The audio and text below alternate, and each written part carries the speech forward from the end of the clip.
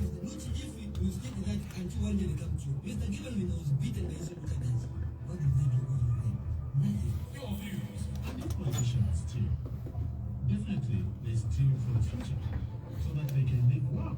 For heaven's sake, we even put on this. Let the people talk. Every Tuesday and Friday at 9 a.m. on Phoenix FM. Good morning. It's 9:12. Welcome to Friday's edition of Let the People Talk on the 8th of May. This morning we are live on various stations across the country. So let me just say hello to our partner stations who are picking up our feed this morning. In Eastern Province, Canela FM. In Northern Province, Radio Mano. Muchinga Province, Chete FM. In Wapula Province, Radio Yangeni and KFM. In Northwestern Province, Beats FM. In Western Province, Oblet Radio Liseli, Mwandi Community Radio, Mise FM in Sasheke, and Lukulu FM. On the Copper Belt, Flavor FM and Radio Chengelo.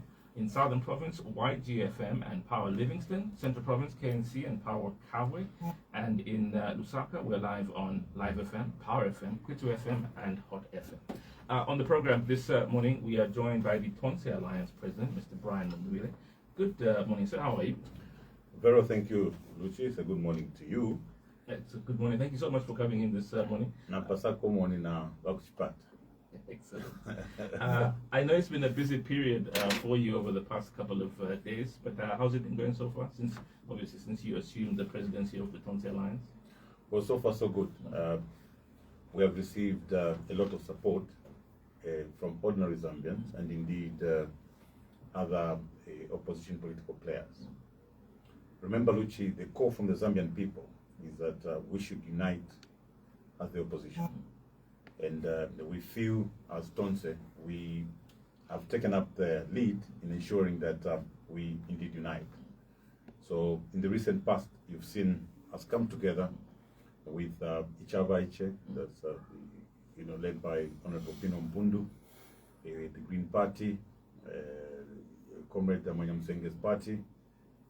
Woza, he joined the hands with us just a few days ago, and many other political parties that have come to join hands with Tonse. Yeah, so it's been a very busy period, and like I said, it's work in progress. We are not stopping at this. We continue to reach out to other opposition political parties. Of course, responses have been many, but by and large, we have received a lot of support. There's one who responded to you. There's one leader who responded to you, and I know a lot of people picked this up. This is the Socialist President, Fred Membe, and he sort of intimated that he would have rather the conversation was a private rather than a public call for their party, as an example, to join. Is there a sort of rethinking from your end in terms of how you go about trying to get a hold of some of the other political parties? Not at all. Remember, Luchi, the occasion at which I made the call was at the time that we were joining hands with Woza. And my call was that the same way Woza and then Tonse have come together, we felt we could extend seemingly that it's coming from people. Well, we can do both. Yeah, but in this case, I think it's urgent. This country needs of removing a political party. We can do both. Come together, remove this political party, unite the nation, and begin to transform the country. Okay. Can I take you back 5 days ago? So 5 days ago, you had, and I know we picked up this feed, but you had this thing called 100 Days of Hope Journey. So just explain what it was, and also what the feedback has been since the launch of this 100 Days of Hope. It's actually centered on Nakuru with the youth. So already our manifesto responds to demographics that are shown in those numbers captured under the ECZ. Yeah, so our message mainly, the message that we have for the Zambian people is one that is presented as a social contract.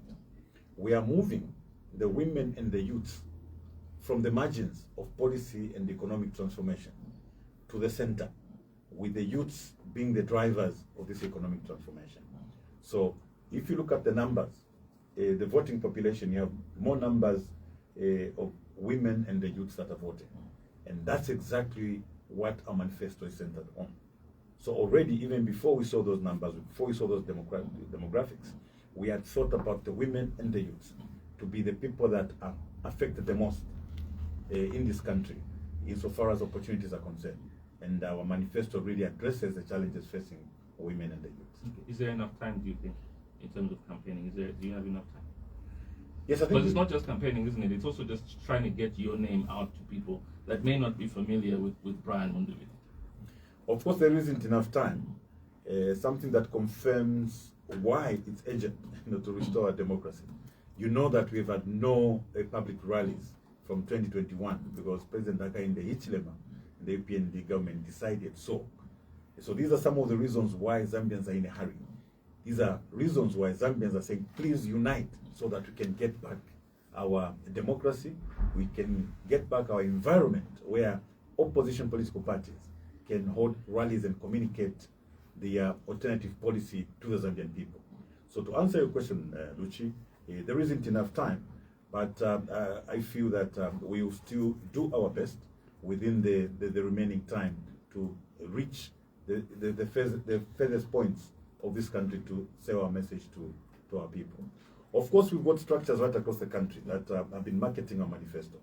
You go to Chavuma now, you're going to find our manifesto of Nakulu Mutinta Pamakasa in Chavuma. And the people are speaking about the various reforms, various policies that we want to introduce to favor women and the youth. Okay. And I'm going to talk, I want to talk about the manifesto, but I just want to finish off a couple of these points. I've been seeing some news items from some sections of society who seem to think that you're not eligible to stand. Do you just want to clarify your own eligibility? I mean, obviously, but maybe just to give people a sense of calm and say, I actually can stand. Are you able to just talk about whether or not you can actually stand? And if not, then we can just end the conversation right here. Yes, which I actually have a copy of the Zambian Constitution on my bedside side table. I look through it every night just in case something changed. To perform in all sectors, they are actually confirming it themselves. They said there was no opposition, and they said that performed exceptionally well. If at all the I suppose is Brian Mundubile going to use, because I believe the Electoral Commission have stated very clearly that on a ballot you can't have an alliance on a ballot. You have to have, I suppose, in this new phrase in politics, a special purpose vehicle. So maybe that's where there seems to be some query. Luchi, rather, Bucci is the gentleman. Yeah. No, I know, don't worry. Yeah, so Luchi, the greatness of a nation is judged from its fidelity to the Constitution. Yeah, so it's a source of worry when you look at the state of our nation today.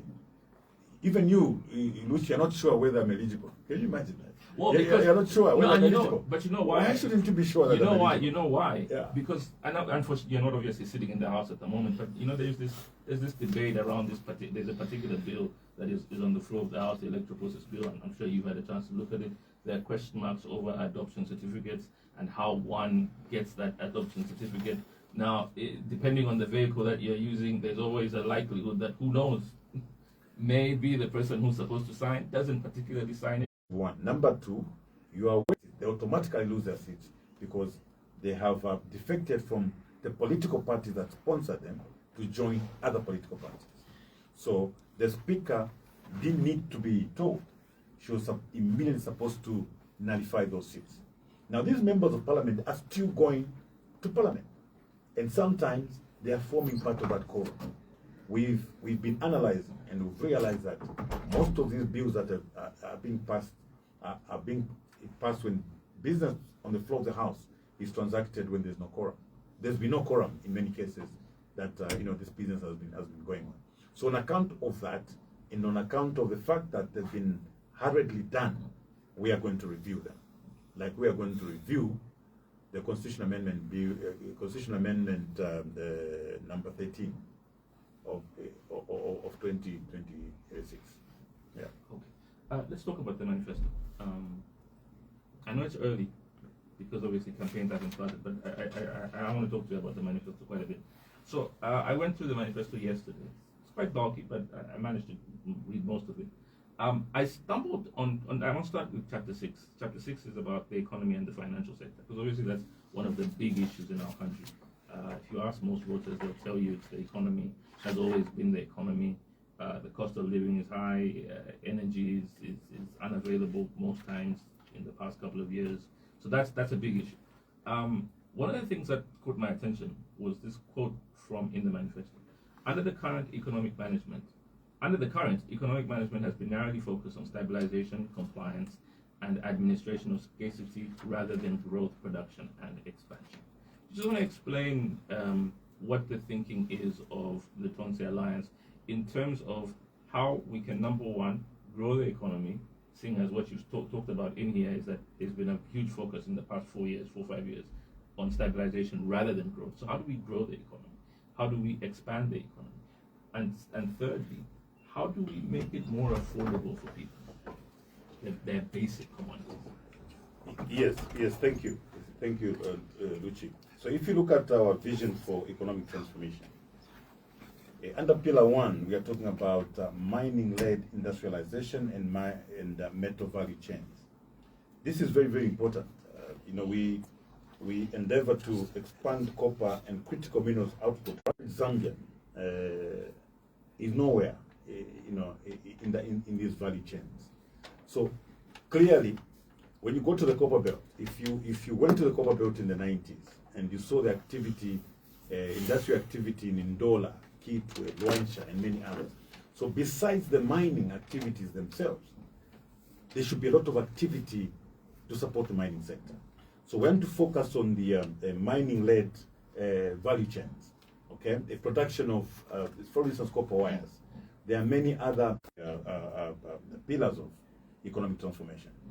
Okay. Are you able to talk about, because one of the things, again, your manifesto talks about, it promises to raise Zambia to an upper middle class income status within 5 years.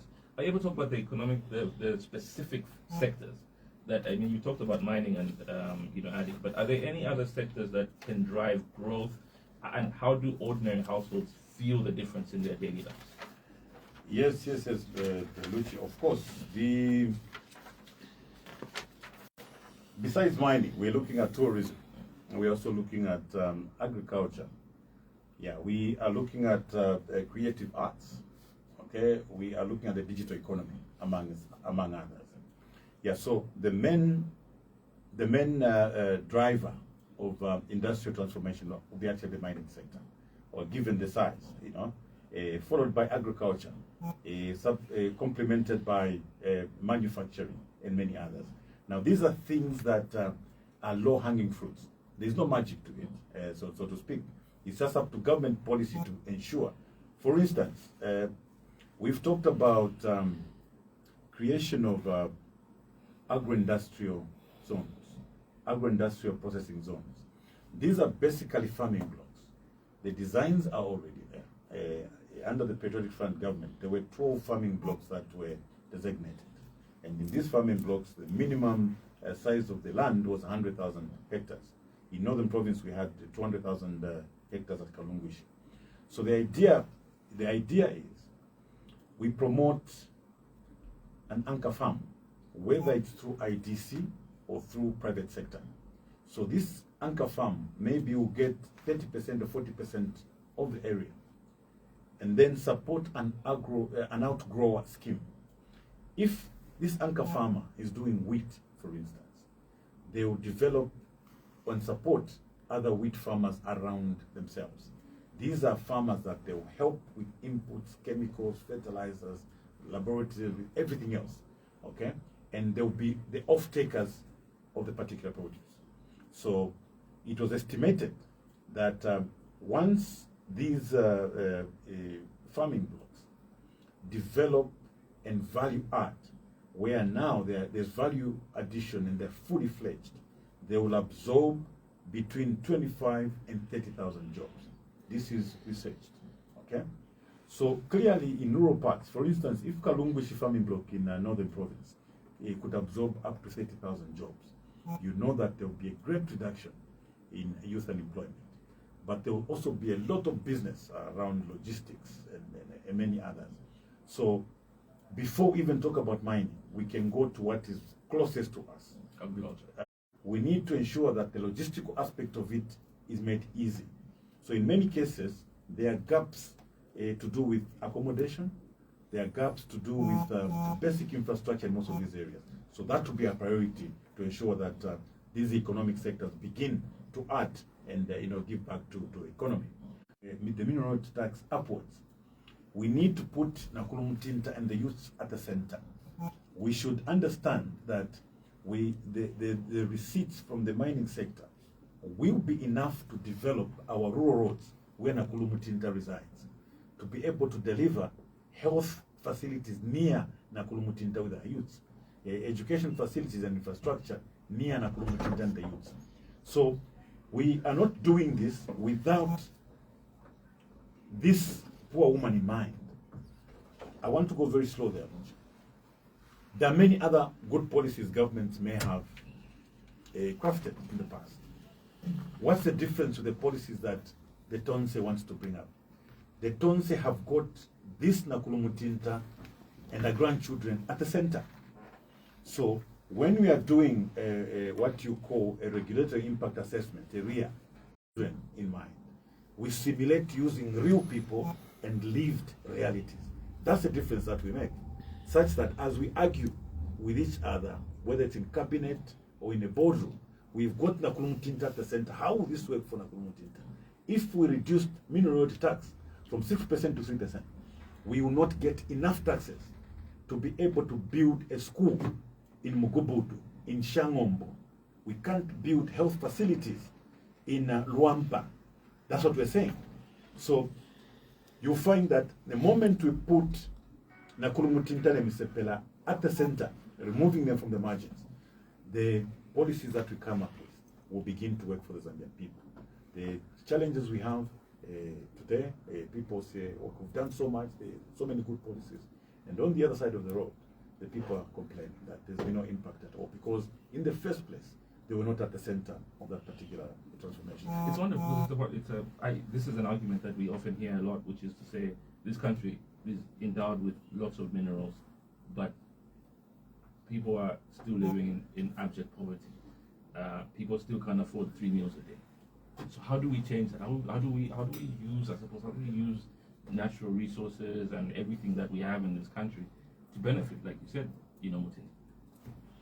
Yes, like I said earlier, you have a choice. And I know you won't give figures, because the easy option for politicians is always to come and say, look, one of the things we'll do is we'll reduce minimum to X amount, because that's always the easy one. And I know you may not be able to give us actual figures, but maybe an idea of saying this policy will have a direct impact in terms of reducing the price of mini-meal, but on the flip side, your farmer won't be affected too much by the price reduction. There won't be that much of a price drop in terms of business profit. Because I guess you still have to strike a balance, isn't it? Okay, so maybe let's enlarge the topic. Yeah. As opposed to, let's look at poverty in general, because I think all that points to poverty. Yeah, so when you look at the poverty levels now, I think the poverty levels are over 70% generally. That's what we're talking about. That's what we have. So for any politician today going into the 2026 election, what is urgent? The emergency that we have is to fight poverty. So how are we going to fight this poverty? You know that to be able to fight poverty, we must create employment. Employment creation is the biggest tool you use to fight poverty. Now, how do we create employment? We can only create employment through industrialization. We've got to industrialize. But how are we going to industrialize? We can only industrialize through investment. We've got to invest in backbone infrastructure and many other industries. Yeah, so this is what we have. The moment we create employment, we have said we are going to create employment through mine-led industrialization strategies, through mining value chains. We'll create employment. I was just giving an example about the agriculture sector. So what will happen, Luchi, is that naturally, with 30,000 or 25,000 people absorbed into employment in Northern Province, we are already beginning to reduce the poverty levels in that particular area. The same will happen to Central Province, the same will happen to the Upper Belt Province and many other provinces. So by the time you come to other sectors like tourism, creative arts and many others, so much so that even if the prices are slightly high of certain commodities, the people are able to afford because they've got disposable income. So secondly, so it's not about things being expensive, but rather no, I'm going there. Okay, all right. I'm going Okay, there. okay. I'm going there. Okay. So we've looked at a broader question, Yeah. which is employment creation to fight poverty. So we go to the next one. The next one is, you know, when the supply is more, okay, you definitely can control the prices. So in the area of the staple food, government can't wash its hands. Government has got to ensure that the staple food is affordable. So when you're looking at our staple food being maize, and you ask the question whether it's possible to produce maize cheaply and thereby bring the prices down, yes, it is. So you look at productivity, for instance. If we wanted to tackle this bigger subject, today you go to Central Province, you find that the farmers there are doing maybe between 10 to 12 tons per hectare in terms of production. The ordinary farmer, our ordinary farmers are doing 2.5 to 3 tons per hectare. You understand the difference? So in this other case, it's very difficult to reduce the price. From a commercial perspective, right? Yeah, because for an ordinary farmer, if you look at the input, and they're only getting 2.5 to 3 tons of maize per hectare. The same size of land is producing 3-4 times more than that. So there is need for government to invest in research. There is need for government to employ more extension officers. We will have to increase productivity per hectare in order to bring down the cost of some of these products. And we have to be very deliberate because we know that every Zambian relies on this. So is it about turning farming into a business? No. From all sectors, whether it's from the commercial, whether it's from the small farmer, like let's think about it like a business. Or is that the mistake the mistake that we've made in the past? That it should be a business. No, before we go there, if fertilizer is at 1,200, maize is at so much. So there's a limit as to how far you can reduce the price of maize. But with the same fertilizer at 1,200, and you increase productivity, meaning you produce more for less, the prices will naturally come down. So before we look at maize as a business, we want to look at it as a staple food, which should be affordable to all, and find a means of reducing, the cost of producing that. That is one. Can I ask Number two. Yeah, can I just ask you? So I'm confused, not by what you said, but I'm just confused because in the past we've heard people say that we've had a bumper harvest, right? Yeah. In basic economics, it should tell you that if you have a bumper, you have a lot of supply. Yes. The price should invariably drop. But that doesn't happen. Why is that? What am I missing? Well, the two may not be related so directly.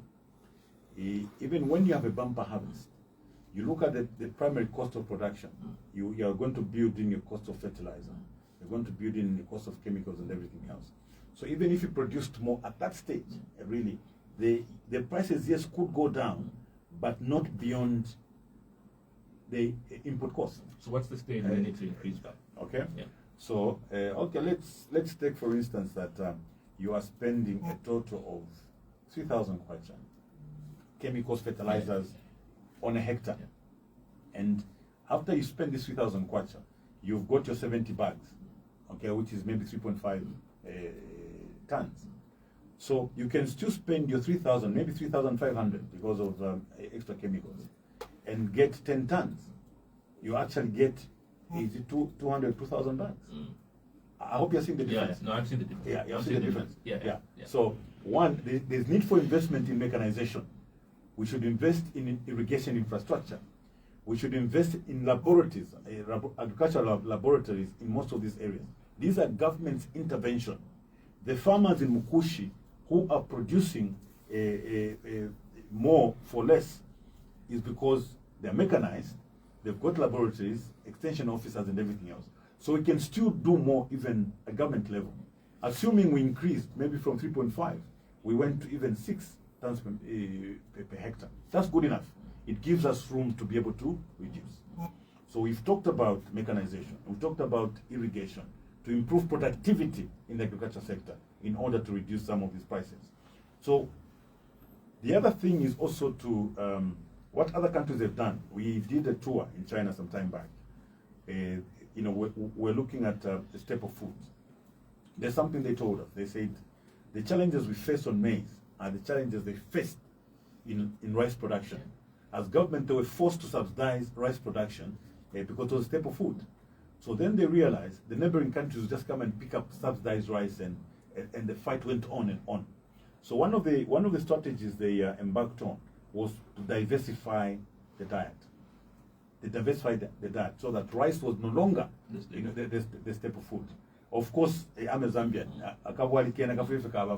but it's also possible that we can promote other forms of many people now. When I go to my favorite spot in the showgrounds, upon the wali kumushi, wasanga to wali watu tena wali wamale na. So we also must promote production, of tute, amale, and many other things. You go to Western province, you find mwanja. We eat mwanja and so on. So government has been focusing mainly on maize, but they could also focus on these other crops that will naturally reduce the pressure that we have on maize. So the answer that you asked, we were answering on the impacts these reforms will have on ordinary Zambian. So the starting point actually must have the Zambian in mind, so that all the policies that you're crafting revolve around these poor Zambians, the vulnerable, the weak in society. Most likely, they will not be left behind in your economic transformation. All right, we've got 10 provinces in the country. I took a drive. I haven't been to as many as you have, I'm very sure. But the few times that I drive, across, one thing that I always notice is that there is not much happening in many of our provinces, particularly the ones that I've been to. They're very dependent on government and government facilities being in those areas. Like their economies are purely driven by, civil servants. Is there anything in the manifesto that speaks about how we can get similar to what was there during the unit days, where most of our provinces obviously had these big industries, and because they had these big industries, each province was able to have an economy of its own. I get the feeling that that's one of the things that we need in this country, every province having an economy of its own. Well, what is the thinking of the Tonse Alliance on whether it's creating economies in provinces, industries in provinces? What is the thinking? Yeah, so when you look at our manifesto, we are talking about a spatially balanced development and natural resources. So to address these regional inequalities, the manifesto introduces regional development authorities organized around economic corridors rather than administrative boundaries.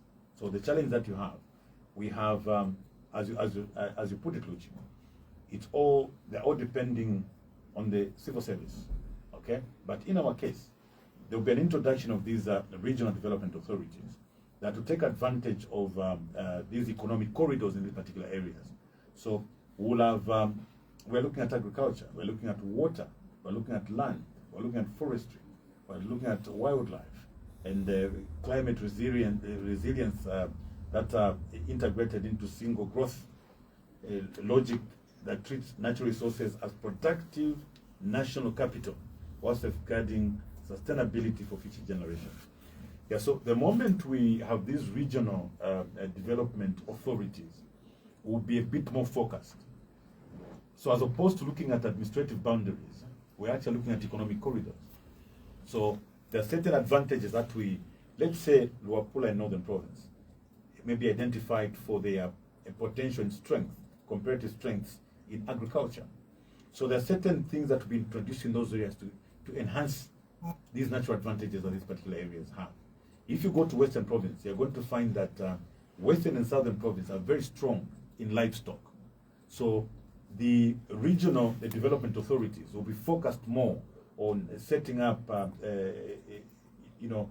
laboratories in these areas, setting up veterinary labs and other facilities that are required to grow the animal population in these particular areas. Yeah, so that is how we're going to resolve these particular challenges. Areas of forestry have been neglected. You know, you look at wildlife and many other advantages that we have. So the regional development authorities will be lobbying government even for backbone infrastructure. Remember that, you know, under the Budget and Planning Act, we have what we call the investment board. So this investment board, when you're looking at, for instance, infrastructure projects right across the country, they converge at this investment board to see what advantages, what you know, what comparative advantages particular areas will have. So the regional development authorities will come to government and say we need an airstrip at Kasaba Bay, but also a third road from Unsumbu to Kaputa to Kawambwa, then Imansa, because they are looking at it as an economic corridor. So you don't scatter development. You know, you take development where it matters the most, where it's going to have the most impact. You avoid what you may call a butter spread approach, where you want to just touch here, you throw something here, you throw something there. You go away to be impactful, as it were. So that's how we intend to resolve that problem. Okay. There's two other points, and I'll go to the phone line. Energy. This one of the things that this country has experienced in the past 4 years is a lack of energy, a lack of electricity. So maybe we can begin from electricity and then you know, fuel, because these are two things that are the backbone of any economy. We need to do a lot more when it comes to energy and energy generation. You mentioned in your manifesto, you talk about nuclear energy, but nuclear is one of those projects that takes a long time. In the short term, medium, long term, what is the thinking behind how we can sort of figure out our electricity generation? Yes, Luchi. Whilst we are looking at other renewable energies and alternatives, we would like to maximize our potential in hydropower, because this is our natural advantage. This is the base load that is naturally there. So there are two things that we focus on. There are a number of sites that have not yet been exploited, especially in the northern part of the country, for hydro power generation. Number two, coal power plants. In fact, the thermal power plants using coal are more sustainable and guaranteed to supply sustainable power to our industries. So before we go to nuclear and many others, we'll focus on these two, hydro and thermal. And the potential is huge already within the country. That is our strategy. That's both short and long term. Yes, of course we will. Is there an intention? So I'm going to ask you a very controversial question. It's only controversial because everyone has these thoughts around it. But exploitation of power, to export to get revenue. What do you think?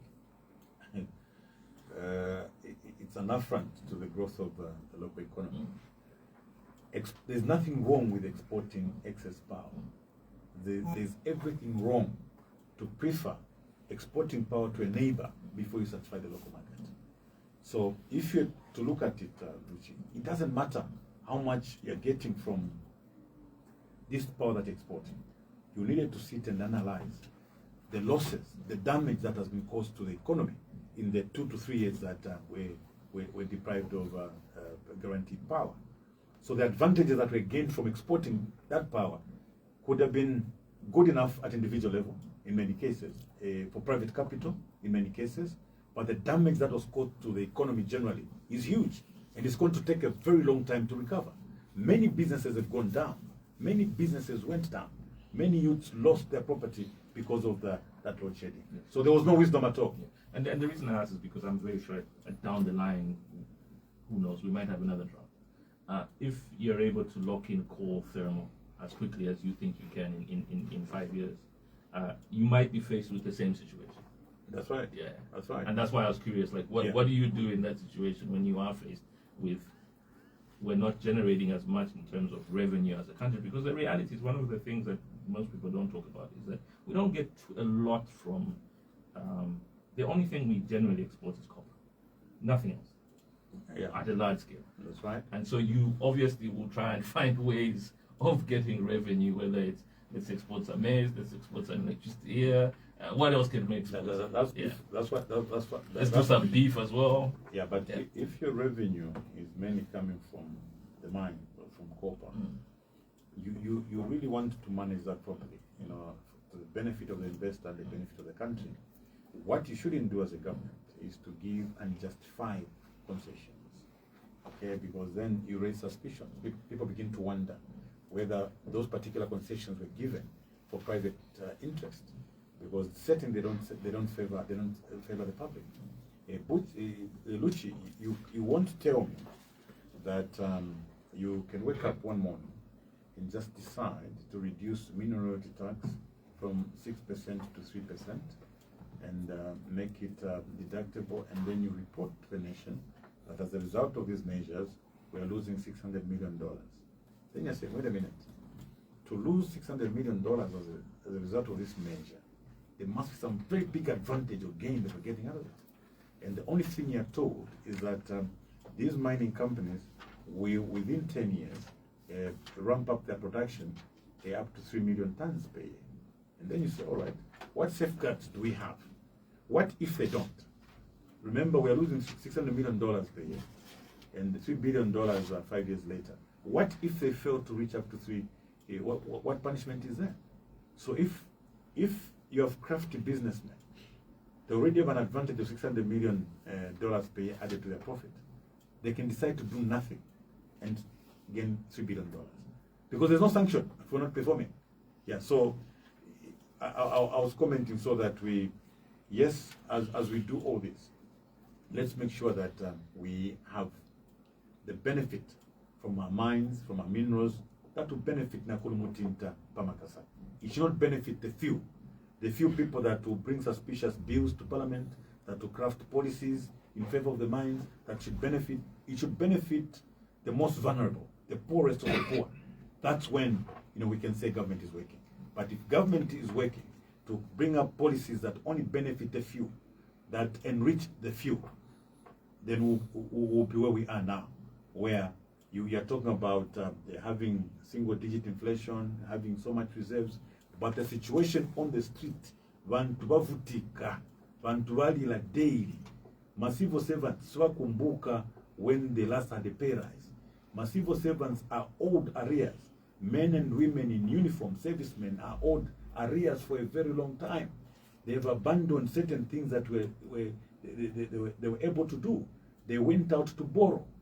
You find a lot of challenges. People have challenges. You can't have a situation where wherever you go you find conflicts.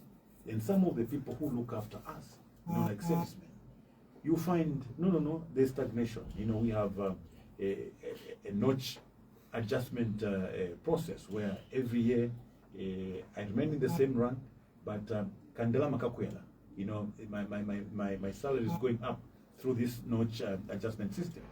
But you find that these things are all stored, you know, and people are complaining. These are people who should not complain at all. So we are saying, look, as Ton said, we are going to look at all these things to make sure, first of all, as men and women that look after this country, our servicemen at that, should be comfortable. They should be motivated to know that, you know, even if they remained in the same position, that notch system will work, and their pay will be increasing year by year to respond to changes in inflation and the prices of certain things. Our civil servants should know to say housing allowance will be adjusted to respond to the prices, because you give somebody 500 kwacha as housing allowance, and an average house befitting that particular person is 3,000 kwacha. Yeah, so these are all things that we are worried with. The inconsistencies within which these policies are crafted. I know I seem to have veered off, but I want to say that it's important to stabilize the nation. And you stabilize the nation by looking at certain critical sectors. You have like the civil service. You need a motivated civil service. You like servicemen and women. You need to stabilize it. Luchi, you should not have a situation where maybe there are 3 or 4 wings under defense, for instance, and then there is no parity. You find that there is no equal treatment, as it were.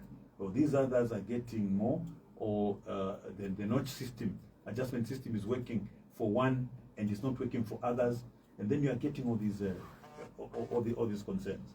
What we want to say is that we should be able to stabilize the civil service. We should also be able to stabilize the servicemen and women, so that they are rewarded equally and their conditions are equal. There should be equal treatment of these civil servants and important and critical workers of the state, as it were. Okay. Yeah. Let me go to the phone lines, but let me start with two text messages that touch on agriculture. You can respond to them very quickly. This is from somebody called Chileko, I believe, who says, Mr. Mundubile has spoken about making the production of maize cheaper. Just asking to explain how this can be. In my opinion, maize should be left to big commercial to grow because it's expensive. We need to move away from subsidizing peasant farmers through subsidies, which is a drain on the treasury, but big business to input suppliers. Please ask him to comment. And then there's another one, again, such as on maize. How do you strike a balance between producing a bumper harvest, thereby lowering the cost of mini meal, and maintaining a good price of maize for the farmer? This is, and he says, I guess this is where successive governments find it challenging. Yes, like we said, there is you asked about bumper harvest. Yes, bumper harvest, you have more, but there's a limit. You're talking about the unit price. Remember, we did a few calculations. Yeah. It's a unit price. Even if you brought the price of maize down, it won't go, it cannot go below your input cost, as it were. So how do you reduce the input cost?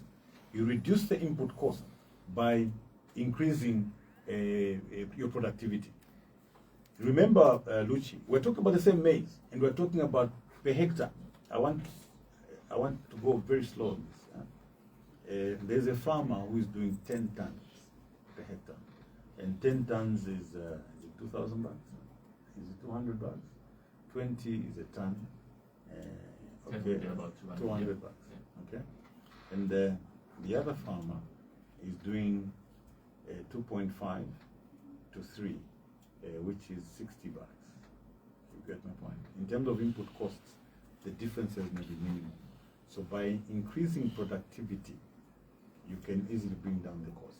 Now, what is the difference? Many a time, the areas where you're getting 10 tons per hectare, you find they've got laboratories, okay? They've got extension services full time. They are using tractors, they're using sprayers, they're using planters. So when you mechanize, you increase productivity. When you increase productivity, you can reduce the price. Okay. All right. If you want to call us, for those that are listening within the capital city or outside the country, or even within the country outside the province of Lusaka, through our sister stations 0211-226841 or 0978-895-895. If you want to send a WhatsApp message, you can as well. 0978-895-895 for your WhatsApp messages. I know that people are also sharing questions via our Facebook page. We'll see if we can find a couple of questions as well from there through our producers. But let's start with the phone call. Hello, good morning. Hello, good morning. Hello? Okay, nobody understands. Try the other one. Hello, good morning. Hello? Hello? Good morning. Morning, what's your name? Mamba, very quickly, go ahead. What's your question? Good morning, Mr. Mamba. How are you this morning? Very well, thank you, Mamba. Very well, thank you.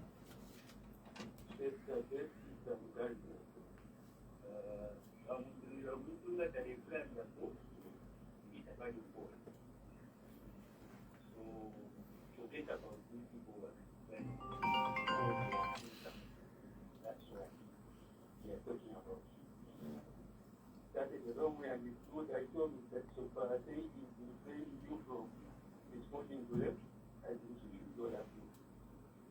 So first thing first, this government has concentrated much on whatever. So this group has asked you about agriculture, what you do, I want for it. What are you going to do to us who are in the private company? Thank you very much, Mr. Wamba. Let me add a few calls if I can. 226-841-0978-895-895. Hello, good morning. Good morning, what's your name? Good morning, what's your name?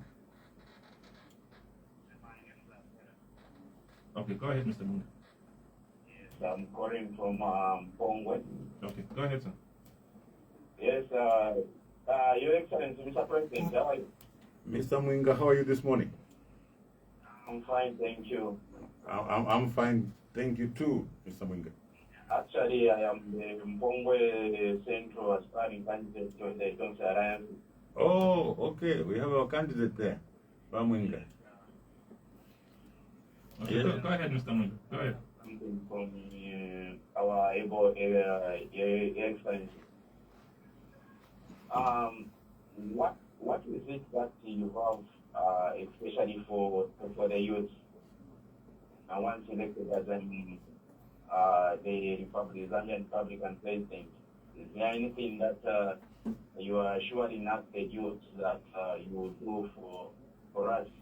Because what we have been seeing and what we are seeing with the current government, us as a youth, we are not being involved much in various activities. So we want to hear from you, in as much as we are trying to mobilize ourselves to support you on the 13th of August. Is there anything that you are assuring us that you will do for us once elected as the president? Thank you very much, Mr. Mwinga. 226-841-0978-895-895. Hello, good morning. Good morning, sir. What's your name? This is me. I'm calling from Leke Township here in Ndora. Mungachiri.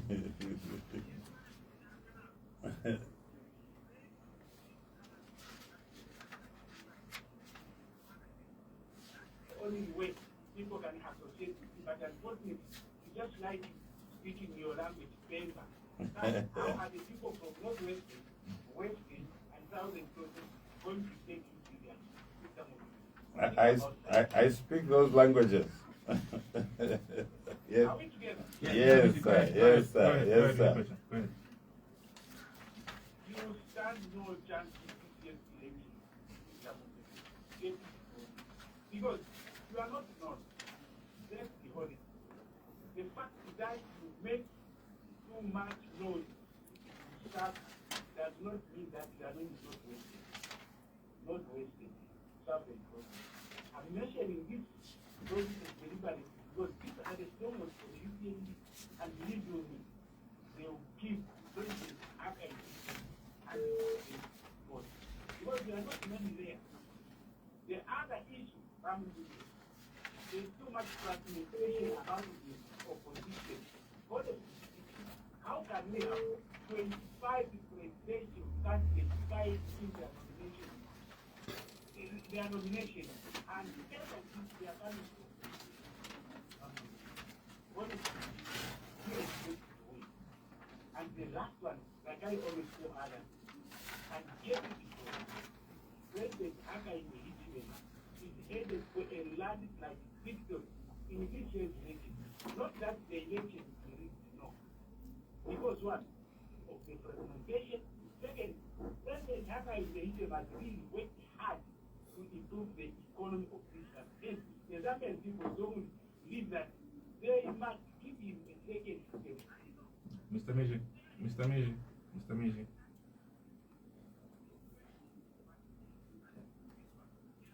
Okay, Mr. Meji, thank you very much. Thanks a lot. Hello, good morning. Hello, good morning. Hello, good morning. Good morning. What's your name? Okay, go ahead, sir. Yeah.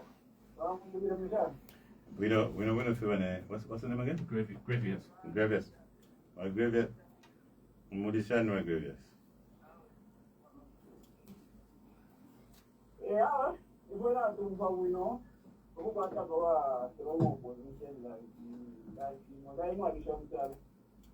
unapata strong opposition wakati wale kawa ekakimsai kutuke hivyo ndipo kwa sababu kwa mmoja kwa right alipata alipata banda abamwana waka balekesa balanda kandi abombera ko baye mwali cyari mu gatafari no opposition kirashuka ari mu mutego mwana gani ngabamwe bakongo ukingula kubura bombera ko kwa msona jiwama nomba paka ikibisirebe kama kwa tafari so yo kwa tafiri ubomenge pasi leno kali mwale itabe makalava bashani bamende baraba batampata teni munjo nomba batamwapata efu bidio ya yetu kama leo au tunataka kwanza tena ngote nitabewa kwa eli pasi tange pasi yenu dai handa akukonga hapo ndio watu mtu state yote ili wanataka ndani yote sio ni ngani kwa ile tako kwa mungu hata wale ndio watu wao kwa Not what I agree with.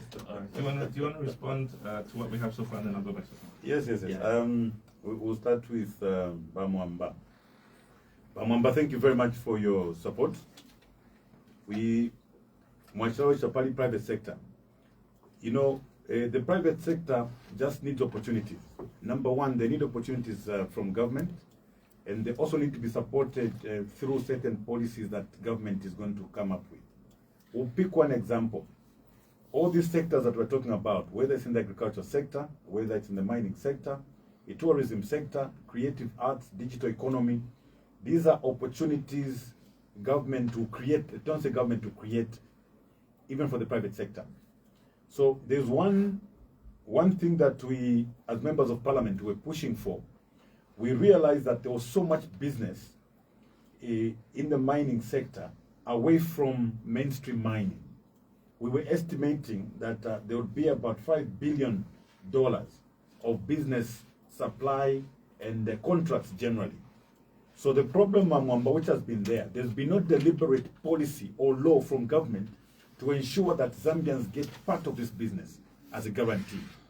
If we guaranteed even just up to $2 billion, which will be about 40% of that business to the local businesses, my brothers and sisters on the copper belt will not be able to manage this. It will extend to Lusaka, even up to Chipata. So just one sector, first of all, Mwamba, can change things around. And of course, those companies that will do contracts and supply to the mines will also have other smaller businesses that will do business with them.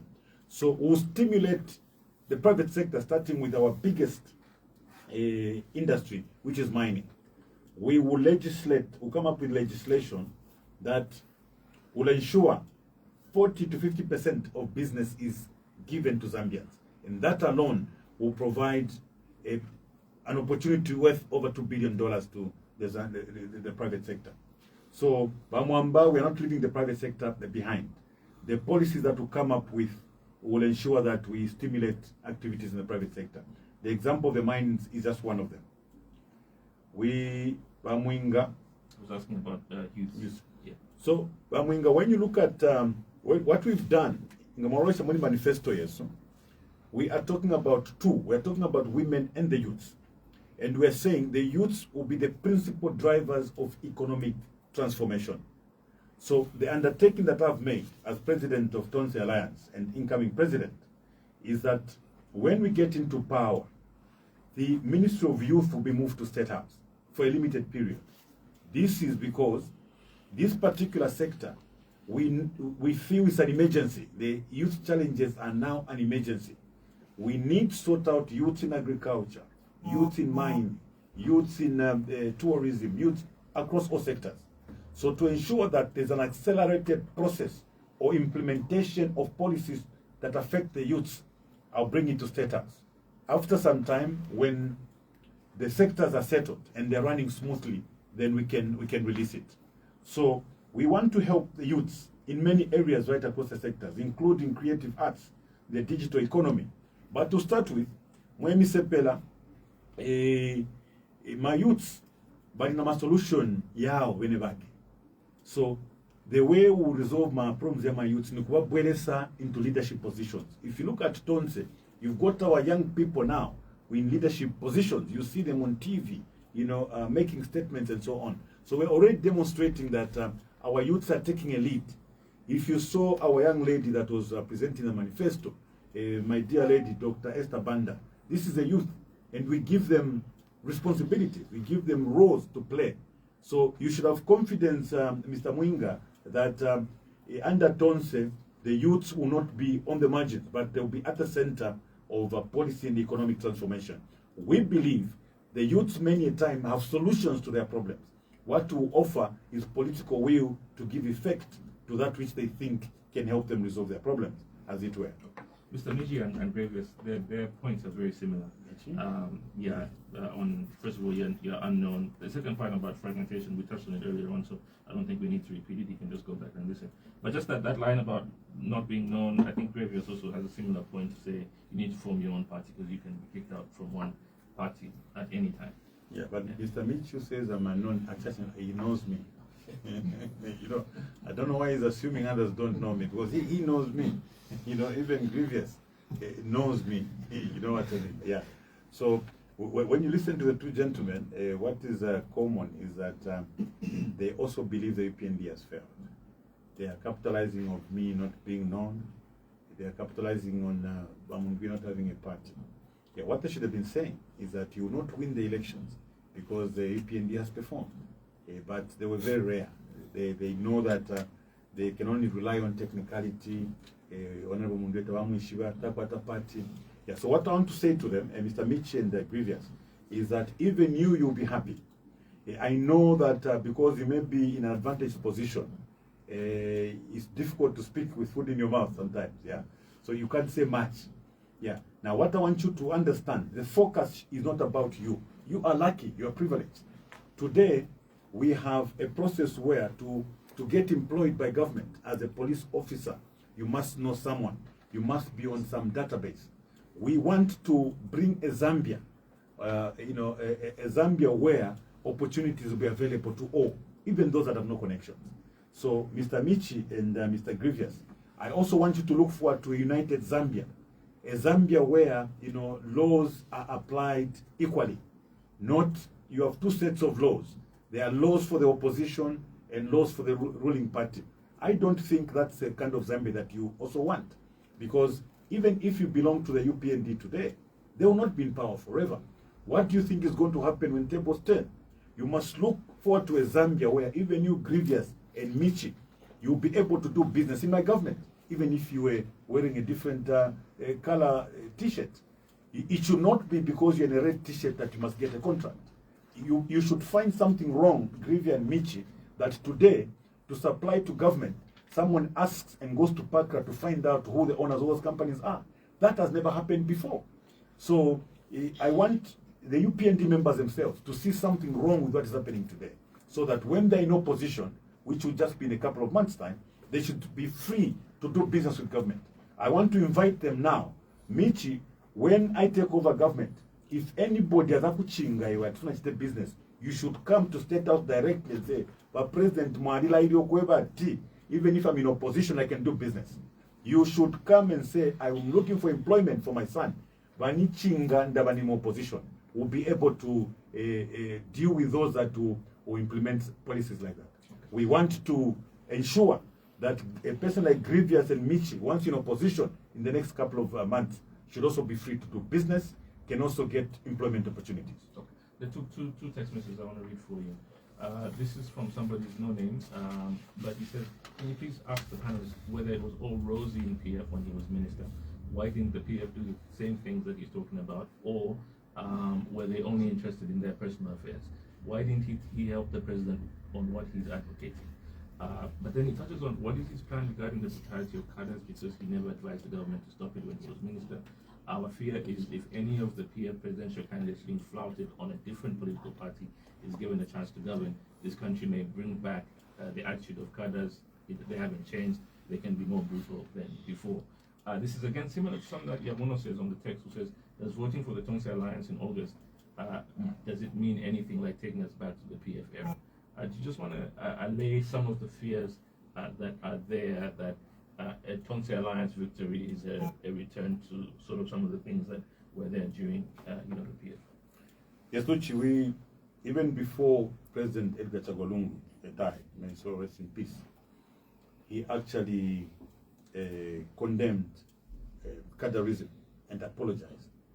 All of us went on radio to say for the cadarism that existed in PF, we did actually apologize for it. But we must be very quick to mention that have had shot at. In many of these by-elections, we were in Lukutu. UPND cadres came with guns. They were firing shots. None of them have been arrested before. So sometimes it hurts when all these colleagues want to pretend that if PF came into power, we would see cadarism and violence. There's violence today. The cadres in Kasama were using guns. Our people were dispersed by UPND cadres at a totaling center before the results turned. Honorable Sopa's vehicle is still there today. Mutai Chalo's vehicle was stoned and shot at. It took Honorable Kafuaya to come out and push these guys away. So the cadarism, the violence that they want to talk about today, exists today a tenfold, 10 times more, in case people did not know. And what is even worse about the cadarism today is that there's cadarism in offices, cadarism at ECZ, cadarism at registrar of societies, cadarism at Attorney General's office, cadarism everywhere. Maybe we apologize for the cadarism under the PF, which was in the markets and the bus stations. Today, there's cadarism at the bus stations. You saw what happened at the UTH. Somebody died in that violence, and they're keeping it down because cadres were fighting for control of the bus station. These are things that are happening every day. We had a meeting at the Secretariat one time. Our cadres were abducted and taken to Kamugodi, the same Kamugodi they were condemning. Which there's never been this number of abductions in this country like they've been under the UPND. You never heard about abductions in the PF? Today, people are abducted every day. We have to walk watching our backs every time because there are cadres out there who've been set to abduct us. And somebody should come and say, we're going to go back to that brutality? Is what we're experiencing today any better? Is what happened to Comrade JJ Banda any better? A person displaced like that, abducted with the aim to kill. Joe Black Apple, abducted, and who has been arrested in all these things? So the fact that the UPND has gotten away with impunity, with this sort of impunity, should not make the UPND members feel that people believe that there's no violence and cadarism in their government. It's very, very unfortunate. So for those colleagues that have written, they must reflect. What's happening today is unfortunate. What's happening today is unfortunate. With all this brutality and violence, there's been no arrests whatsoever. Even when the people that are abducted name the suspects, nothing happens because there's cadarism in the police service. There's cadarism everywhere. The country has simply broken down. It's a collapse of a nation, in case people don't know. So we should not fool ourselves. We should not fool ourselves. Let me go back to the phone lines. 22684. Hello, good morning. Hello, good morning. Hello, good morning. Good morning. What's your name? Okay, Abraham, go ahead. Yeah. As long as you are PF, you want PF, I can make a vote for you. You destroyed this country. You think we have forgotten? Maybe you are sitting in Tanzania, where there was no violence during PF. During PF, you cannot compare to today. In 2021, you were shocked when it came won. In 2026, you will corrupt. You think you can win election? You can't. AKH has done a miracle. Which one? Abraham, miracle, miracles. We know about miracles in the Bible. Yes, Abraham, we want to hear the miracles.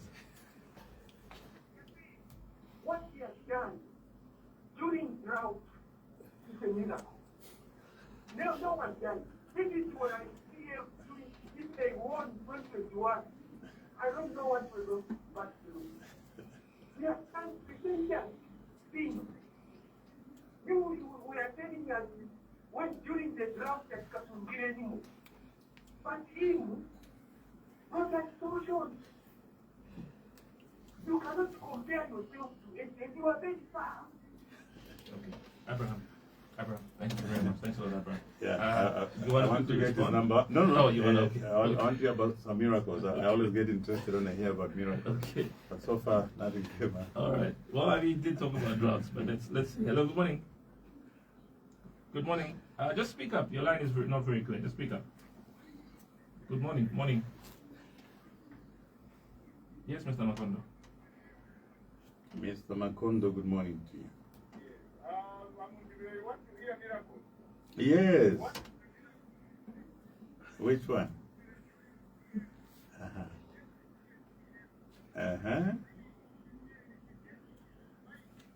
Yes.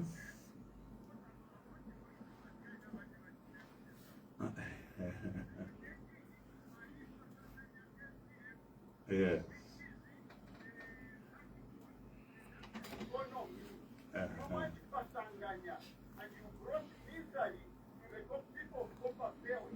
Are you Mutushi? About to buy so that's the one miracle we take it before. After Seraya, about to know about your population to KCM.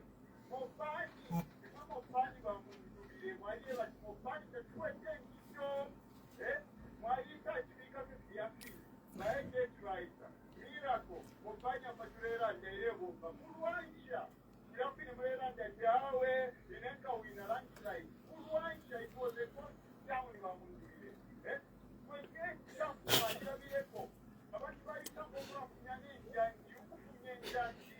What was in Rwanda?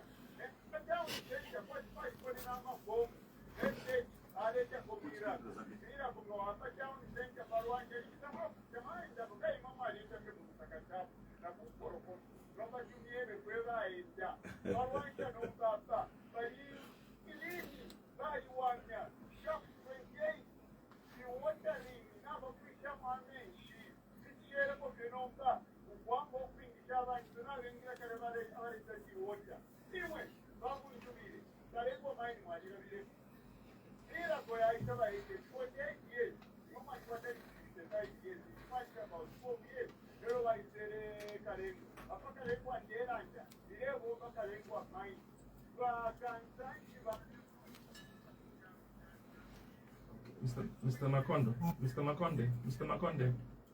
Makonde. I think we get the point. He's listed a few miracles. You wanna help him out whether you disagree with these miracles or not? Yeah. For Mr. Makondo and Abraham, I think the last time I read the Bible, you know, when Jesus came up with those miracles, the people celebrated. You know, you celebrate miracles. I wonder why the people in the Copperbelt aren't celebrating miracles. So for Mr. Makondo's information, if these miracles were real, the President Hakainde Hichilema will not be struggling the way he is on the Copperbelt. Mr. Makondo, are you aware that for President Hakainde Hichilema to hold a meeting on the Copperbelt today, he has to pay people? He takes money to the principal to ask students to attend. He was in Mufuria recently. You should find out what happened there. There was no miner who went to his meeting. So if your miracles, as you put them, were there, President Hakainde Hichilema would have been celebrated on the Copperbelt. And I want to assure you that we are going to beat the UPND hands down on the Copperbelt. And the reason is simple, because the UPND has simply failed to improve the lives of average people on the Copperbelt. Murianda Palikesi, you should go back to reality and find out exactly what's happening there. Mopani was given away for free. Are you aware? In case Makondo Tomaishua. If you've been talking about criminals, I now want to tell you that there's criminality in what happened at Mopani. And as we come into government, we're going to revisit that particular transaction. There was no money that was paid towards Mopani. Somebody in government just took the mine and gave it to his friends. And you want to call other people criminals. If you go to KCM and find out, even during that liquidation period, people were treated better. Suppliers and others were actually paid than the situation is today. So Mr. Makondo Ngamulenda, go back and find out the situation on the Copperbelt. I'm on the Copperbelt every 2 weeks. I know exactly what's happening there. Ngamwasanga ama small scale miners, ama aumita tamajera boss. Mwabapoka fidia ifma dump sites. Ama investor wa Makondo should come and invest in greenfield. They should not come and even get what the youths are using for their livelihoods. Mwalibapoka fidia ifma dump site. Mwasenda tiyo tuleba pela $4 million. Wale epoka tuishinga 20,000 kwacha each. Indala mashari po bantu wale chula. And you think President Hakainde Hichilema can win? Mwalia kumufumbwe, kukikonge, mwasange miseperation shalisanga gold shasanga omukuba. Instead of mushafuilishe, instead of giving them machines to mine, mwatwale mfuti kulia, and many people ended up losing their lives. As Ton said, what we will do for the youths, shirie mfuti will use it to protect. The barrow will not be pointed at the youths. The barrows will be pointed away from the youths to protect them from those that may want to encroach and disturb the mining activities undertaken by the youth. So I want Mr. Abraham and Makondo to just take time and understand that the performance of the economy on the Copper Belt has been poor from the time the UPND took over, because they've had no clear policy to improve the livelihoods of the people on the Copper Belt. They've even gone further. You've disadvantaged them. The levels of unemployment on the Copper Belt is so high. But Abraham, when you talk about drought, you also must just take a bit of time to research on some of these things. The drought the president was talking about when he said it's the worst in 100 years. It was not true, Abraham. There was no drought in the northern part of the country that time. You know, the worst drought should be a drought that affects the whole country. In this particular case, only certain parts of the country were affected. So even when you think that there was a drought everywhere, we traveled all over the country. You find that the northern part of the country did not experience severe drought conditions like other parts. So when he classified it to have been the worst drought, I hope Mr. Abraham didn't believe the president on that one, because there was no truth at that. It was a partial drought. So to congratulate him and say he dealt with that drought and therefore it was a miracle, I think that you've exaggerated your grading structure, Abraham. You may need to adjust it and award grades like miracles where they are warranted, not in this particular case. So for both Mr. Makondo and Abraham, they may need to visit the Copper Belt and just understand. They should speak to the mine workers. I speak to them. I know what they're going through. What the workers need on the Copper Belt today, Luchi. You know, you have a salary structure. You know what I mean? Most of these mining houses are subcontracting services. They're not doing mainstream mining. So mukasangati, ulia driver wakumo pani, okay? Na driver wa subcontractor wakumo pani. Abanchito baba subcontractor, na abanchito baba main company. Ama salaries yali kusana.